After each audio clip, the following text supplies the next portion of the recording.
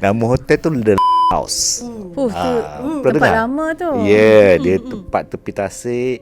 Okey, masa ketika ni saya syuting satu TVC yang saya boleh sebut kot. Dulu kita boleh syuting iklan rokok. Okey, brand besar lah. Hotel tu dia very English, very orang kata all English punya style. Dia punya kabinet dia semua barang-barang dia semua barang antik lama-lama besar-besar kan. Saya tidur nampak kawan saya ni bangun. Dia dah arwah lah. Dia duduk tidur sebelah saya. Dia bangun, dia menghadap ke melawan saya. Dia bangun, dia duduk, dia macam membelakangi saya kan. Saya panggil, asal kau ni? Dia buat tak reti je.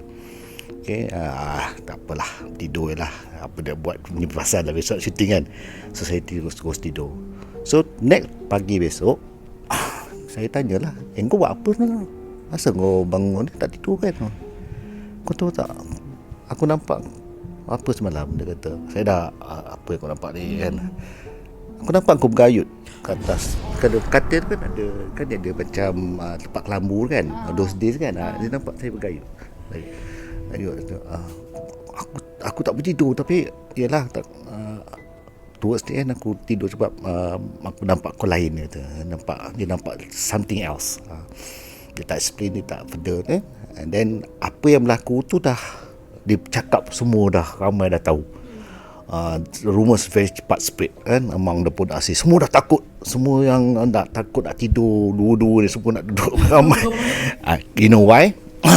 Kita pun tanyalah apa sebenarnya di balik kisah yang apa yang terjadi pada saya ni kan dengan kawan saya ni. So ada satu di pekerja hotel tu beritahu, dulu hotel ni masa zaman dulu owner dia Mak Saleh. Dia ada anak lelaki seorang. Okey. Anak lelaki ni selalu bersifat pelik. Dia cuba nak kahwinkan dia, tak nak kan. Dia tak suka apa ni? Tak suka perempuan lah. Okey. Then suddenly anak lelaki ni selalu duduk dalam bilik, tak keluar-keluar. So the father naik atas, pergi masuk bilik tu, cuba nak tahu apa dia buat. And dia nampak yang anak lelaki dia berpakaian perempuan. Okay.